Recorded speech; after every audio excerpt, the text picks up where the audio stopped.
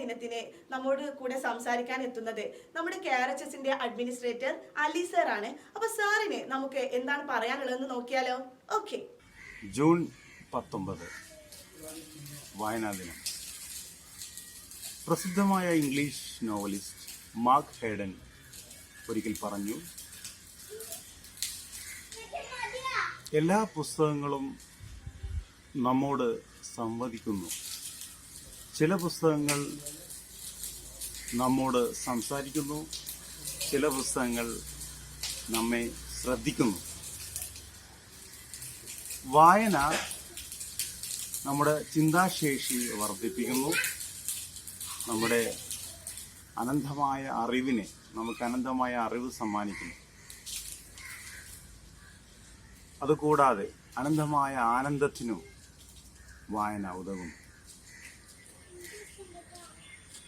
നമ്മുടെ ഓരോ മതങ്ങളുടെ അനുഷ്ഠാനങ്ങൾ നോക്കുകയാണെങ്കിൽ ഓരോ മതത്തിനും അവരുടേതായിട്ടുള്ള പുസ്തകങ്ങൾ ഉണ്ട്.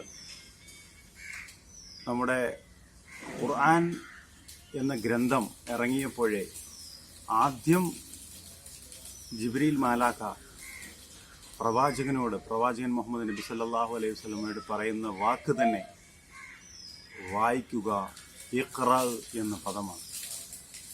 അപ്പോൾ വായനയുടെ പ്രാധാന്യം അതിൽ വിളിച്ചോതുകയാണ്.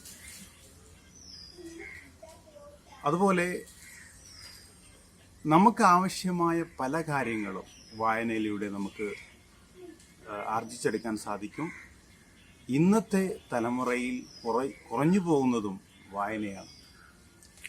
അതുകൊണ്ട് തന്നെ നമ്മൾ ശ്രദ്ധിക്കേണ്ടത്, ഈ ആധുനിക ലോകത്ത് മറ്റുള്ള മാധ്യമങ്ങളൊക്കെ ഉണ്ടെങ്കിൽ പോലും വായനയെ കവച്ചു വെക്കാൻ ഈ ഭൂലോകത്ത് ഒന്നുമില്ല എന്ന് നാം ഓരോരുത്തരും മനസ്സിലാക്കേണ്ട വസ്തുതയാണ്.